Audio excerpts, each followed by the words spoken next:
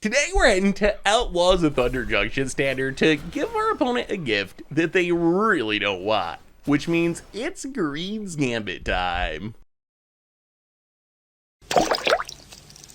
Hello everyone, it's Seth, probably better known as Saffron Olive, and it's time for another edition of Against the Odds. And we have a super sweet one. For our first Outlaws of Thunder Junction episode, we are heading to our new standard format to play Greed's Gambit. So Greed's Gambit, it's an enchantment that's a little bit like Demonic Pact in the sense that it offers a lot of value, but it will also kill you if it stays on the battlefield for too long. So it's a 4 mana black enchantment that when it enters the battlefield, we draw 3 cards, make 3 2/1 black creature tokens with flying, and gain 6 life.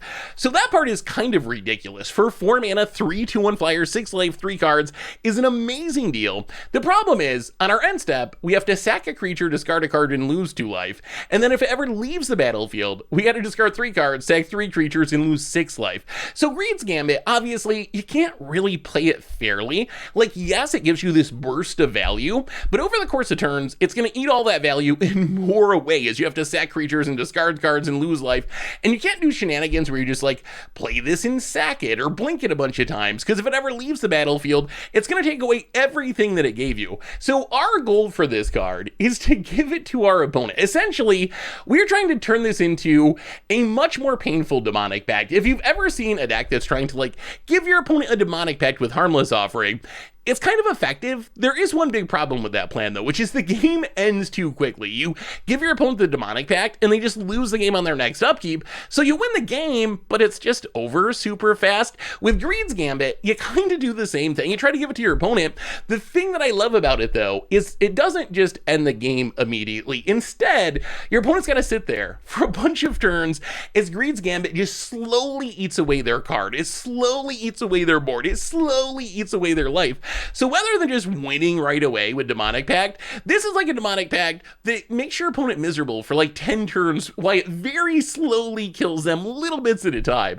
So as far as giving this to our opponent, our main plan is Coveted Falcon. So Coveted Falcon, we just cast it face down, flip it face up. We can give our opponent control of any of our permanents. So we just hopefully play Coveted Falcon face down on 3 on turn 4 Greed's Gambit, use one of the triggers, get some bats, gain some life, get some cards.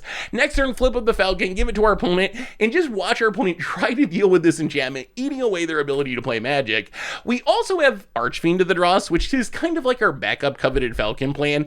In theory, we can do the Demonic Pact trick where we like play Archfiend and let the counters tick off and then give it to our opponent with the Coveted Falcon, make them die because it has no oil counters. The other trick to Greed's Gambit, and this one is not nearly as good, but there is a way you can kind of get value out of it by sacrificing it. Not as much value, but you can get some value. So the idea is to use something like Torch the Tower, which we can bargain to sack an enchantment at instant speed with Greed Gambit's trigger on the stack. So if you play Greed's Gambit, it's going to put this trigger on the stack that says make 3 bats, discard 3 cards, gain 6 life. If we can sack it in response to that trigger, we can get the leaves the battlefield trigger first. So we discard 3 cards, but maybe we're already like empty-handed or something. We lose 6 life, sure, whatever, that's fine. We sack 3 creatures, but our deck doesn't really play that many creatures, so maybe we have no creatures on the battlefield. So that'll resolve first, and then we'll get the beneficial trigger, and we'll get the bats, we'll draw a bunch of cards, and gain a bunch of life. So not as good as just giving it to our opponent, but that is the trick of Torch the Tower, and that's the reason Torch the Tower is in our deck. We also have Insatiable Avarice, which is mostly just to find our combo pieces. It can be a tutor, it can be some card draw, it can be both thanks to Spree. Otherwise, Tiny Bones, Bloodtithe Harvester, Preacher of the Schism, just keep us alive, kind of gum up the board, draw some cards. For removal, we talked about Torch the Tower, got Go for the Throat, Gix's Command, 3 steps ahead of Counterspell that has a lot of flexibility. Mana base, pretty typical standard stuff, a bunch of dual lands, some creature lands, some channel lands, and that is Greed's Gambit for Outlaws of Thunder Junction Standard. That's our Against the Odds deck for today. So let's jump into some games and see if we can win by giving our opponent the greediest enchantment in Standard. Thanks for watching, everyone. I hope you enjoy it, and I'll be back in a bit for the wrap up. Need some Magic cards? Well, you can snag them from our sponsor, Card Kingdom, over at cardkingdom.com/mtggoldfish. We've got new tokens and playmats, and you can even get the tokens signed if you want. Check them all out over at mtggoldfishmerch.com. We are playing the greediest deck in New Standard, playing some Greed's Gambit for against the odds. See if we can maybe give it, ooh, that's a Falcon. Maybe give it to our opponent. See what our opponent's up to. Rakdos? Generous Plunder. Please give us treasures. We could kill it, but I don't even think we want to kill it. I think we'd rather wait and see if we get a treasure. Come on. Opponent. What's the point of playing Greedy Plunder if you're not going to treasure us? Well, I guess we'll kill it. I mean, we have the Falcon. The main upside of Torch to the Tower is we can use it to bargain away the Greed's Gambit with the trigger on the stack. Laughing Jesper Flint. All right, so opponent's playing some Outlaws, and I mean, we're gonna get the Falcon down. It's got Ward. So if our opponent's gonna kill it, at least it's gonna take some work. They steal a land. So Laughing Jesper Flint only steals non-lands. Cannot play the lands off of it. Ninjutsu? What are we doing to Great Train Heist to make a treasure. Sure. All right. In a Forsaken Miner. Well, let's play the land, and I mean, I think we just gotta do the thing. Greed's Gambit. Make 3 2/1 flyers, gain 6, draw 3 cards. So we're gonna have to take the trigger once. We can discard an Archfiend, sack a token. Opponent gets to exile 2. Wow, Laughing Jesper Flint seems pretty bad. Stealing all the lands. It is a crime, technically. Opponent. Wow. Opponent thinks they saved the day, managing to kill the dork through the ward. That makes the treasure make sense. The problem for our opponent is we got a backup Falcon. Opponent, do we have a present for you? Here you go. How about a Greed's Gambit? So now our opponent, on their end step, discard, take 2, sack a creature, and if they ever get rid of it, they have to take 6, discard 3, sack 3, Tiny Bones the pickpocket, and I feel like we're in pretty good shape here. We'll just block the dork, drop to 16. Opponent's gonna kill the Falcon, certainly. Opponent, would you like to sack a card and lose 2 life? Discard a card, lose 2 life, and sack a creature? Yes! Tiny Bones down. Jasper discarded. And we have the flyers left over. We just play another one. Let's just do it again. This is too much fun. Greed's, oh, and we found a third one. All right, Greed's Gambit. Make some flyers, gain some life. Play the land. Smack you for 4. We can give them a second one next turn. Oh, this is so bad for our opponent. I wonder, is there any way this card could just be played fairly? It can't, right? There's no way. Wow, opponent finally stole something with Laughing Jesper Flint. Thankfully for us, it only lasts for the turn. Opponent swings with both. Yeah, we'll block it.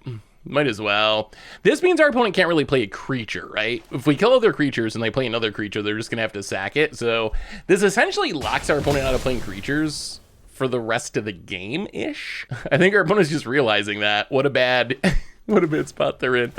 All right, Crime Land. Would you like to get back your miner?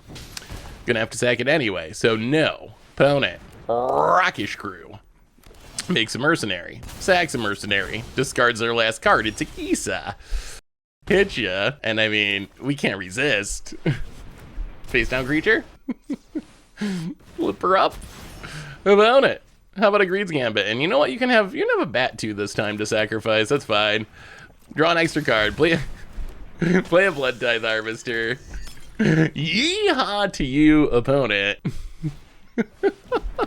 Oh, Hellspur Posse Boss is actually good. That makes enough bodies that our opponent can afford to sack for a couple turns, and they're gaining life with this Rockish Crew, so they're like not literally dead yet. Number 3? Let's do a number 3. Greed's Gambit. They do kind of chain into each other sometimes because you keep drawing more of them, right? When you draw 3. Preacher of the Schism.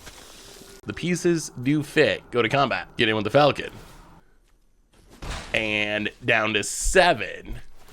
Well, we got a discard. That's fine. Discard sack. I mean, this game's pretty over. Pretty over. Opponent. Vile Smasher. I mean, yeah, this one's literally over. Get drained, that's fine, and deterred. Greed's Gambit, down to 6. Greed's Gambit, down to 5 and swing with the dorks, and that was way better than I expected. Huh. Maybe Greed's Gambit's kind of good. It worked. That worked incredibly well that game. Trying to give our opponent the gift of a Greed's Gambit in standard. This hand, yeah, it's a fine hand of decent cards. Does not have a Greed's Gambit or a Falcon, but opponent with the Champion of the Parish Day. Well, play the land, and we'll just Blood Tithe Harvester, I think. I don't think we need to torch the tower yet. There's a chance, I guess I could double 1-drop here, and it would be a 3-power creature, but then we could still sack the blood if we had to. We should be able to torch the tower in the future. Graft Reaver. Certainly. Well, double Blood Tithe is going to be another torch the tower, too. Let's play the Swamp first, run out the Blood Tithe. And, I mean, I guess we just start killing things. Kill the Graft Reaver. Yeah, we can pass. If our opponent plays something, we'll just torch the tower of the champion. So the torch the towers, again, the reason they're in the deck is for sacking Greed's Gambit. Although they're also fine early game. Ooh, the torch the towers actually might be good here. We can exile this Headless Horseman so it doesn't get a trigger. Well, snipe the champion of the... Ooh, that's a Greed's Gambit. Oh, I think we gotta wait though. Let's just play... If we draw one more land, we can potentially do the torch the tower trick. So let's just get down the big ol' Archfiend, pass the turn, see what our opponent does. If we draw another land, we might do the Greed's Gambit trick. Ooh, Giralf A. Can you follow it up? No. All right, well, Archfiend... Losing some oil. We draw a Go for the throw. Well, all right. Now I guess we gotta actually kill things instead of waiting for the Greed's Gambit. Maybe we draw a Falcon. Opponent. All right, you know, sack it to draw. Sure. I guess we just kill the Giralf in response. Burn you a bit with the Archfiend of the draws. So Archfiend, that's our like backup thing to give our opponent. Thing about Archfiend is it's so big that a lot of times it just wins by attacking before we actually run out of oil counters and give it to our opponent. But hit you down to 10. Next turn, do we just play the Greed's Gambit? Probably. Oh, Gisa. Okay, that's... All right, we have a new plan, which is kill the Gisa. Gisa is very frightening. Once our opponent starts criming, Gisa makes so much power. Thankfully, they don't have Tiny Bones joins up. That's like... Tiny Bones joins up has impressed me. I think that card might actually be pretty good. So let's Blood Tithe, pay the ward, get rid of the Gisa, burn ya, hit ya with the blood, with the Archfiend. Down to 2 and Blood Tithe number 3. Well, this was the boringest win. This was the Blood Tithe Harvester just being an OP 2-drop win. Sometimes you just draw a bunch of Blood Tithes and your opponent can't really stop them. Champion of the Parish. I mean, our opponent's problem now is all we need to do is have one of their creatures die and they lose to Archfiend Drain. So they can't block our creatures. They must have a removal spell, right? It's got to be a removal spell. How do we play around a removal spell here? Because we can't Blood Tithe at instant speed. So I think we just go to combat and attack with both. If we attack with just Archfiend, then they kill the Archfiend. If we attack with both, so now our opponent can kill the Archfiend. Oh, they have a Twara. All right, so they bounce the Archfiend, but they have to chump block the Blood Tithe Harvester. And then, well, that's worked out fine. Now we can just Greediest Gambit. That's even better.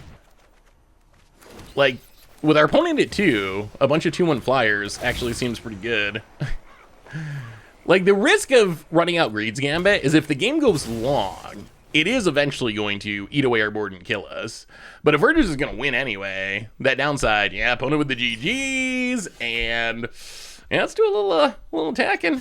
Get in there, bats. And opponent, done, and technically a Greed's Gambit win. We didn't give it to our opponent, but still, like, the power, technically the bats closed out the game. We are trying to give our opponent Greed's Gambit to kind of lock them out of the game in Outlaws of Thunder Junction standard, and... I mean, we gotta keep this. We got the full combo and some removal. We do need to draw lands. There is a risk that we just don't draw any lands, and this goes poorly, but opponent Grixising, criming. I guess we should play the red source on turn 1. Ooh, all right. Well, torch the Tower of the Mogd. If we played the red source on turn 1, we could have torched the tower. Yeah, I guess that was a little punt to play the blue source instead of the mountain. And now we got to play the tap land next turn. Marchesa. Well, okay, that makes it easier. Are we? Yeah. Let's get down the Falcon. I mean, we got the Gambit in hand. Plus, Ward does make this, especially when Marchesa out, like not a great target. If our opponent's gonna crime, they're going to want to trigger Marchesa to draw cards. All right, crime land. Mills of Marchesa draws a card. An untap land would be really sweet. I wonder if people... Ooh, Tiny Bones joins up. This card has me legitimately scared. This card, I think, because many of the best crime cards are legends, this is just the scariest crime support card. It's just legend ETB commit a crime. Not even a good crime, but it's like, yeah, I guess it's picking someone's pocket, essentially. Like, it literally is doing the Tiny Bones thing. So it's like a very low-level crime, but that's all that matters is it's like triggering your stuff. I've definitely lost to people Tiny Bonesing into New Gisa. Oh, another one. We might be too slow here. That tap land, we really would have liked to get down the Gambit last turn. Well, we'll see what our opponent has. They did draw 2 extra cards. Yeah, and we don't have the blue mana. You know what? I think you can make an argument that we lost this game by playing the wrong land on turn 1. Because we played the wrong land on turn 1. So we played the island on turn 1. We played the island on turn 1 instead of the mountain, so we had to play the mountain on turn 2 to kill the Magda, when we could have went mountain into tap land, and then we would have had the tap land out of our hand to being able to Greed's Gambit a turn earlier. Maybe it wouldn't have mattered because the Gisa Tiny Bones joins up combo. But at this point, the problem is we can do our thing just isn't good enough. Because our opponent's going to have so many zombies. So sacking a creature each turn ain't no thing for a Gisa Tiny Bones deck. Well, I mean, we gain some life. We make some bats. We sack some bats. If our opponent has no legends, no crimes, we need no crimes. If this Gisa makes another round of zombies, it'll go for the throw. Crime, and also draws with Marchesa. Yeah, Gisa, it is an army in a can. It really is. I'm not sure. I'm very curious how good it'll be. The times that I've seen it popped off are like this, with Tiny Bones joins up, where this is IETB and make 10 power in 3 bodies. Gisa is kind of absurd. If you have to, I've also seen games where people run out Gisa and then hope to commit a crime the next turn and you just kill it and it does nothing. So we'll have to see how it ends up. That's why I think Tiny Bones joins up is such a big deal for these crime decks. Pelnet gonna zombie us. Yeah, I mean, we're pretty dead here. Like, we can do the thing, but I don't even know if it's worth doing the thing. It would have been interesting if we drew another untap land and could give away both Greed's Gambits. Then maybe. But just giving our opponent 1 Greed's Gambit here, I mean, we'll still do it because it's cool. Would you like a Greed's Gambit? Just to show them, just the flex, you know? Ugh. This is what we're doing. We're giving you Greed's Gambits, whether you like it or not. And we draw a Xander's Lounge. We're literally, well, I guess we're not literally dead on board. Well, we'll kill the Marchesa. Play the tap land. I don't think there's a card in our deck that gets us out of this, though, honestly. Oh, they have more crime. They have more crimes. Oh, okay, yeah, now we're like super literally dead on board. All right, Gisa. Against odds time, we are Greed's Gambiting in Standard, trying to give our opponent a very greedy, not very enjoyable gift. This hand, we got the Falcon, which is big. We got a bunch of removal. Might get to draw some cards with Avarice. Drawing another land's not bad. We could also tutor with Avarice to find the Greed's Gambit, the Ganjo, and all right, gonna do a little plotting, Yeah, let's play the Falcon. We could draw 3. Although drawing 3 and then discarding the hand size feels bad. Probably better play the Falcon first, and then next turn if we have to... blue mana. Next turn if we have to, we can draw to try to hit our land drop. Hopefully we just find a land and slam the Archfiend. Kellen joins up. So opponent seems to be an actual plot deck. Have not played against many plot decks. I've played against decks with a couple plot cards, but this seems like, wow, Bristly Bill plotted. Well, I mean, I think we got to do the thing. Draw 3, find our land. Oh boy. Our deck decides to sweat us a little bit there, but we got there. And we found the Greed's Gambit. And we got the Falcon. Most of the time with Greed's Gambit, we end up taking one of the end step triggers. Bristly Bill. For free. Dust Animus. Yeah, Dust Animus. You need 5 untapped lands when it ETBs to make it big in lifelinking. Opponent plays a Kellen, counters on everything. Opponent also missed a land. I guess we just Greed's Gambit. Hopefully this draws us a land. All right, there's all of our lands. So we can play the Shipwreck Marsh, play the Tiny Bones. And we were going to discard the hand size anyway. We will pitch a, I guess, Torch the Tower. Our opponent's stuff's a little big to be torched here for the most part. Well, next turn it's coming to you, opponent. Like it or not, the Greed's Gambit is coming for you. Opponent cracks the map. Draws a land. Opponent needs something pretty good here. Enchantment removal might be the biggest. They're not going to be killing, I don't think, our face down creature. Tap land. Counter on the Animus. Getting in. And let's just block the Kellen. And we'll block the Animus too. Soak up a little bit of damage here. I mean, we just want to keep our life total high because we're going to just lock our opponent here shortly. Opponent plots. Well, play the land. Yeah, let's just do the thing. Flip it up, and opponent, I have a Greed's Gambit for you. So now I just need to not die to the board. We do have to go for the throat too. If we leave up Torch the Tower, we can kill things in response to the Kellen joins up trigger. We're gonna have to discard a hand size though. We could just play like an Archfiend. Oh, maybe it's actually worth discarding the hand size. Pass. Discard one of the Torch the Towers. Actually, yeah, we'll discard the Torch the Tower. That's fine. All right, I think this is worth it. It looks weird to not play the Archfiend, but because remember, we get the Greed's Gambit trigger on our opponent's end step.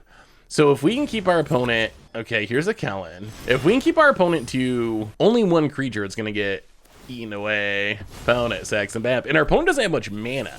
So it's gonna be hard for them to play multiple creatures in a turn, at least quickly. I guess they knew it by plotting, but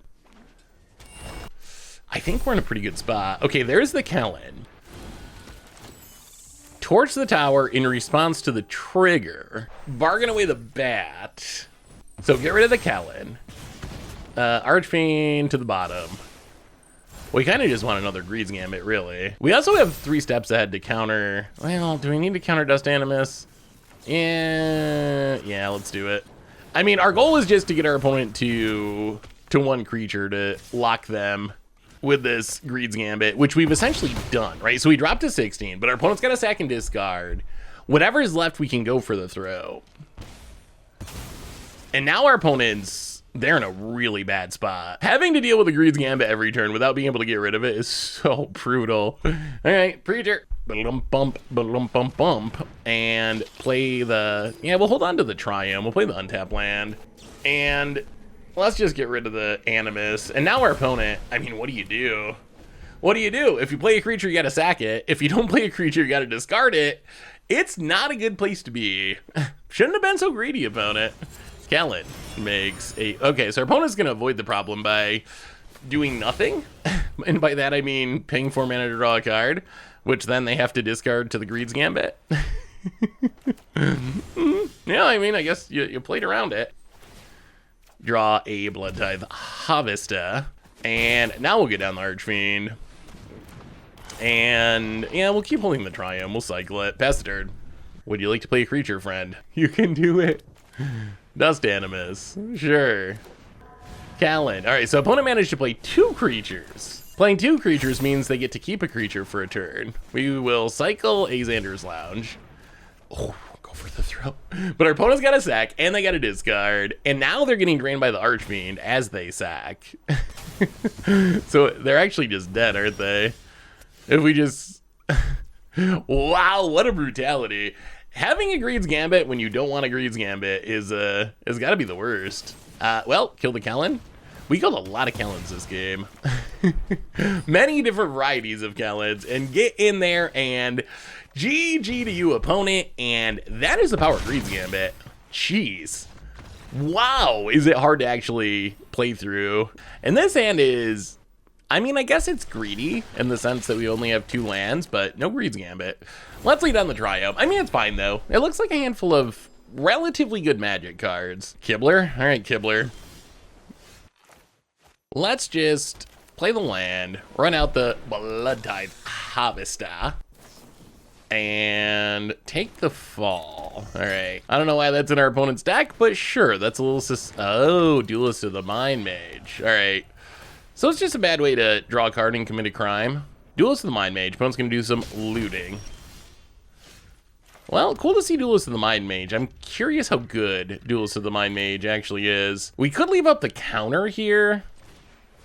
I think I'd rather just get down the Preacher though and beat down. Like, at the moment, I feel like we're winning this race. I mean, it's Simic. How much removal can they actually have? Free Rider. Come on, no Crime Land. All right, Crime Land and ramps and loots. These Crime Lands might actually be good in Standard. Well, maybe it's just an early access day thing because everyone's trying the new cards, but they do seem like the upside of committing a crime is worth the downside of having a tap land if you're a deck that cares about criming. I wish we had a way to, yeah, draw a card with this Preacher. Just off as far as life totals. Well, hit you for 5. Play the land. Play even more Preachers. And I think we just got to torch the tower on, I think, the Ramp Dork. Hopefully we don't regret this. I feel like the Ramp... Ooh, Falcon is a keep. Falcon, we don't have the Greed's Gambit to go with it. We could still just flip it to draw some cards, I guess. Not the best, but could be done. I mean, we got the scary board here, right? The scarier board. Well, all right. A little less scary because of a Kite Sail Larcenist. Gonna snipe a Preacher, which is committing a crime, which will trigger the Duelist of the Mind Mage. I mean, Duelist is, like, fine here. Committing a crime seems pretty easy. Our opponent here has committed a crime every turn, like, just kind of playing Magic. I guess, yeah, playing the tap lands is part of it, but really a lot of it's just like doing what you're gonna do anyway. Well, we take 2, down to 14. If we ever get rid of the Larcenist, we can get our Preacher back. Opponent passes. We might just have to leave up the 3 steps ahead. We get to draw with the Preacher. We do not get to draw with the Preacher. It's a Colossal Sky Turtle, which is committing a crime, which triggers the Duelist of the Mind Mage. That's the thing about the crime deck, is it's really just like play Magic. Apparently just playing Magic is committing a crime. So if we want to leave up the counter, well, I guess we can replay. We do have the Treasure Preacher. We don't really want to spend it if we don't have to. Yeah, let's get down the Falcon. And if we really need to counter something, we can still use the Treasure to do it. Ideally, we'd like to just draw a removal spell. We could play the Preacher, but in a perfect world, we just kill this silly Larcenist and get our Preacher back. Seems better than using it as a treasure if we can avoid it. Props Eidetic, okay. Yes, that card's very... I have a very healthy respect for Props Eidetic Memory. After playing that Pioneer deck that just crushed it, it seems very good with Duelist of the Mind Mage. I think we gotta spend our Treasure Preacher and our counter to stop that. Or else I think we probably just die. Like, if that resolves, it seems very easy that we die. Especially since every crime is a loot with the Duelist. So Prosthetic Memory is gonna grow things really fast. We could really use a removal spell. Ooh, another Duelist. Okay. Well, here comes the Duelist. Hit us down to 13. Big draw. How about a Greed's Gambit? Greed's Gambit would be sweet. Tiny Bones. Well, all right. Let's go full price here. We're gonna take 3. We're gonna tutor. We're gonna find the Greed's Gambit. And then we're also gonna draw it in 2 other cards. Counter Blood Tithe Harvester, no lands. Not having a land there is kind of bad. That means we can't Greed's Gambit and flip the Falcon next turn. Well, hit you to 6. Opponent untaps. Ugh. Seize the Secrets, draw 2.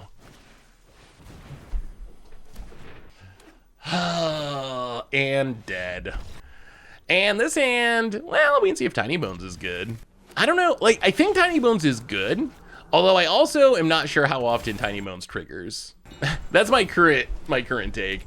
I feel like 1/1 Death Toucher is already fine, and then it does, ooh, Vadmir. And then it does put your opponent in kind of this awkward position. In the late game, they kind of have to deal with it, or else you get to start casting their stuff. Yeah, let's just Tiny Bones. I don't really want to just go for the throat this turn. I'm actually pretty fine with just trading Tiny Bones with Badmir. It's not like we have some big plan for Tiny Bones. It's just kind of a 1-drop. So if we can turn it into a removal spell for a 2-drop, we'll take it. Long Goodbye, which is a crime, and kills our Tiny Bones. Well, down to 17. Well, now I think we got to just play the Preacher. We keep finding a way to not cast this Go for the Throat. But I think it makes sense, because next turn we can Blood Tithe and Go for the Throat. Marchesa and, Crime Land. Well, alright. We will trade the Preacher for the Badmir, I guess, if they attack. I think it's worth it. And then we can just Go for the Throat the Marchesa. We don't really want Marchesa to start drawing cards.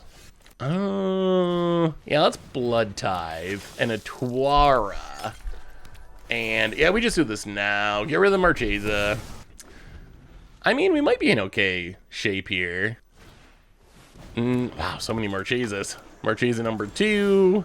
So we could spend Blood Tithe and Torch to kill Marchesa. I really don't want to start drawing cards, but Archfiend's also a pretty good clock. Yeah, let's get down to the Archfiend and see what happens. Hopefully, Marchesa is one of the only crime cards that doesn't have the once per turn restriction, so it is possible it draws more than one card in a turn. Yeah, it'll be interesting to see how good. Opponent's looking at the graveyard. What? Oh. Okay. I wasn't really expecting that, but sure. What a weird deck to have Deadly Cover-Up in. But, well, there goes our Archfiends and the one from our hand. We draw a Coveted Falcon, which I guess we can play. Huh. So opponent's kind of like a curve-out creature deck that's also Deadly Cover-Upping. I don't know what our opponent's doing now. I mean, I guess... So, ooh, Giza. Well, thankfully, there's no Tiny Bones joins up, so we can just kill this one. Another Falcon. Well, kill the Giza, pay the 2 and the 2, and then get in for 2. It's a very 2-y turn. Down to 16. Seize the sea, our arch nemesis. Killed us last game with the Duelist of the Mind Mage. About it. Passes. Well, not much is happening at the moment. We're at this weird point of the game where nothing is going on. Opponent cast a bunch of stuff, we killed it. We cast some stuff, they wrathed it. And now no one has like a ton of cards, and we're kind of just, maybe we can get some value out of this Falcon without Greed's Gambit. Like, we could flip it up and just like give away like the blood token. Ooh, now we can give away the Falcon, right? In response, because it's gonna die anyway. So flip up the Falcon. I think we go blood, even though it powers down the torch to the tower. So we can draw 2. So we draw 2. Okay, that's not bad. Another Blood Tithe, which I guess could have used that blood. Now I'm a little worried about Deadly Cover-Up. How much do we flood the board? Do we play Falcon number 2? We could play Blood Tithe. We kind of want a Falcon if we ever draw Greed's Gambit. Greed's Gambit would be big. We even have the torch to the tower, so we have ways to like do it. We just have not found one yet this game. About it. Go for the throat. Yep. Apparently we're both just sitting around with a bunch of removal spells and no threats. Okay. Well, this makes me very scared, just because it means we already saw Giza. If they draw another Giza, we probably just lose. Opponent's thinking about sacking the blood. We can Gix's Command just to get things back from the graveyard. 5 mana double raise dead doesn't feel great though. Well, let's play another Falcon and play the land past the turn. All right, no Gisas, no Gisas, please.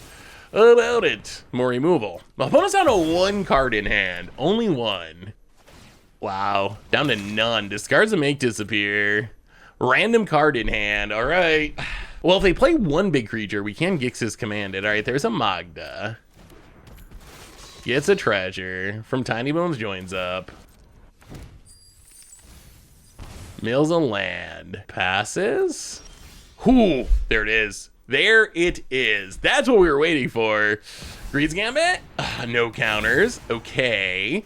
Draw 3. And yeah, opponent.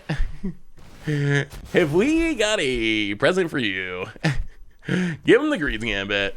One awkward thing to keep in mind with Falcon, when Falcon attacks, we gain control of a permanent that we own but don't control. I guess actually what we should have done there probably is give our opponent a land and we could attack and get it back and we would have drawn an extra card. Opponent, gotta start zacking. But keep that in mind, if the only permanent your opponent has of yours is a Greediest Gambit and you attack, you will gain control of the Greediest Gambit again. Hit you with, that's why we're not attacking with the Falcon here, because we really would prefer not to have that back. Well, we might be getting there. Let's play another Falcon. Play the land. So what we should have done probably is give our opponent like an additional land and then just steal it back. Opponent draws a land and the Greediest Gambit came through. That was a top deck war. That was a good old-fashioned top deck war. Now we'll take back the Greediest Gambit just as a flex.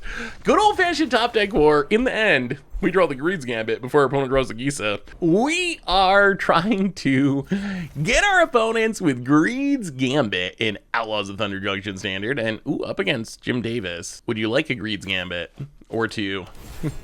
Preferably two. Let's see what Jim's up to. Schwamp. Tiny Bones joins up. Oh god. I feel like Tiny Bones joins up is one of the cards I've seen the most during early access. People apparently it is a really good way to turn on crime synergies if you're playing Legends, which a lot of the crime cards are. Well, we will see your Tiny Bones joins up with a Tiny Bones. Maybe we didn't join up after all, Jim. Case of the Stash Skeleton. Let's play the Island so we can leave up the counter. Might as well nug you for one. Pass the turn. Opponent. Corpse. Well, yeah, we gotta counter this. This is a card, so there's been a couple of skeletons, like Tiny Bones in the set. A lot of people are playing Corpses of the Lost, and it's actually kind of scary. That card I didn't think was good, but now we will counter it and steal it from you. Wow, I think this is the first time I've actually cast a card with Tiny Bones. It just doesn't happen. But, who's the skeleton deck now? Yeah, so Corpses of the Lost, it was a card, it's been out since LCI. Never really seen any play, but now there's Tiny Bones. Oh, there's another Forsaken Miner, also a skeleton. There's just like randomly skeletons now, and it suddenly makes this card a lot better. Like giving your skeletons haste and pumping them and making a 3/2 and potentially being repeatable is actually like kind of good. So that's a card to keep an eye on. Not that people are playing like Skeleton Tribal really. It's more like I incidentally have skeletons because I'm playing crime stuff or whatever. So I might as well play Corpses of the Lost as one of my 3 drops. It'll be interesting. Oh, we should not have played this one-time Harvester. Okay. We can't actually kill the Gisa because we can't pay the ward. Yeah, maybe... I should have thought about that more. Should have thought about that more. Well, I can kill the Gisa now, but there's going to be 2 zombies left behind. Yeah, if I thought through that they could play Gisa that turn, I probably wouldn't have played the Blood Tithe. I probably would have just waited so we could kill it. Now, there is a world where maybe we can steal it. I mean, worst case... we had our opponent to 5. Do not have the mana for Gisa. I think we hold on to, well, yeah, let's hold on to Tuara. We might need it next turn to like bounce something to get in for lethal. Does Jim think he can kill us? Corpse of the Lost. That makes, okay, pumps that. 3/2. Case of the Sash Skeleton. 3, 6, 10. We're at 11. Wow. Oh, so this is gonna, yeah. Oh, jeez. Jim swings out. We have the Torch the Tower. We go to 1. And it looks like we're going to steal it. Golly, that was a close game. Well, we beat a Gisa that actually triggered. I didn't know that was possible. Every other time Gisa triggers, I just died. But this time we got there. Wow, that was close. And this hand, we got lots of Falcons. No Greediest Gambit to give our opponent with the Falcons yet. But lots of Falcons. Well, there's an Insatiable Avarice. That could be a way that we could get the Greediest Gambit. Opponent. The Iron Craig. I'm surprised we haven't seen more Iron Craigs in Standard. Well, let's play a Falcon. Face down, of course. I think we want to try, preferably to get to 5 mana for this Avarice, and then we can tutor draw. Oh, Thranspiter. Okay, so looks like an artifact deck. That's a Greediest Gambit. No need to tutor or draw. We're actually 1 mana away from just being able to... do we wait? Opponent's tapped down. I think we just gotta go now. We can go now, like usual. We're gonna have to eat one of the triggers. Well, there's a bunch of bunch of lands, and a Preacher. Well, we can discard a Triome, sack a Bat. I mean, 4 mana, gain 4, make 2 2/1 flyers, and draw 2. That's actually not bad. Ooh, Mightstone and Weakstone. Our opponent's gotta... I'm sure Legend, yeah, is wise to our shenanigans with this face-down creature. Unfortunately for our opponent, and fortunately for us, we got some backup. Let's manually tap just to make sure this doesn't go wrong. Coveted Falcon, face down. And now the real fun begins. Flip it up. I think we give back our opponent's Power Stone too. I think we'd rather draw a card than have a Power Stone. Yeah, go ahead. Well, now you get to deal with the joys of being greedy. Yes, that has reach. We will not attack into the Thran Spider. It's gonna be going away shortly anyway, I expect. So now, on our opponent's end step, they gotta discard and sack and take 2. Can they get rid of it somehow? So we've seen in the past, like, Demonic Pact, right? You can give your opponent Demonic Pact. The way you play Demonic Pact, it usually wins the game right away. Greed's Gambit is worse in the sense that it doesn't win the game right away, but it's actually much funnier and more brutal because... it doesn't win the game right away. Instead, for the next, like, just watch how this game goes. For the next 10 turns or something, until this game ends, every turn, our opponent's taking 2, sacking a creature, discarding a card. It just slowly eats away your love of magic, your will to live, until eventually it gets you. This Urza is actually interesting and quite scary. We're going to steal back our Power Stone with our Coveted Falcon that our opponent initially gave us. I guess there's always a question with Coveted Falcon, how much you should give your opponent. I usually do the minimum, but maybe I should be giving more and trying to like steal it back. So opponent can flip the Urza. We cannot stop them from flipping the Urza. Urza can exile the Greed's Gambit. Can also make bodies, I guess, to sack to the Greed's Gambit. Let's play Preacher. Yeah, we'll just pass. I'm really not sure how much we want to put on the board. I feel like an artifact deck like this could easily be a Sunfall deck, could even be a Farewell deck, but there could definitely be Wraths. So I don't know if we want to just like completely overextend into it. On the other hand, we do want to be able to pressure the Urza, which I imagine, our opponent's kind of got to flip it, right? They got to get out a creature form or the Greed's Gambit's going to get it. So I imagine this turn is going to be about flipping Urza. Plus living up mana, at least it gives our opponent the fear that we could interact with it. Like the downside of Urza, right, is you spend 1,000,000 mana and then it gets killed in response to transforming and you get totally blown out. So leaving up the mana at least got to make your opponent think about it a bit. All right. About to flip into Planeswalking form. I feel like it needs to be bigger. It is 2 cards in 1, right? It doesn't look twice the size of my Preacher of the Schism. I guess it looks twice the size of the Greed's Gambit. So I don't know, maybe it is twice the size of our opponent's permanents, actually. All right, gonna draw some cards and... Okay, so they're just gonna take up and take up. They're gonna take up to 10, which is enough to ultimate. The thing is, there's no way it's gonna... Oh, they actually are playing counters too. There's no way it's gonna work, right? Awkwardly, I don't think we can attack with our Falcon anymore. We're gonna take back the Greed's Gambit. Well, can Greed's Gambit beat an Urza? That is the ultimate test.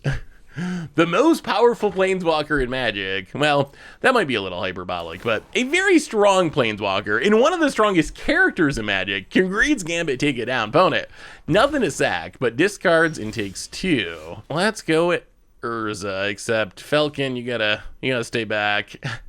We would prefer not to regain control of Greed's Gambit. So Urza goes back down to 4. Well, currently this game is about getting rid of Urza. We have too many options. Let's, this is the mode that I thought I'd never choose with this card. Let's Insatiable Avarice Tutor mode. Greed's Gambit. Oh. And then, let's play the Preacher.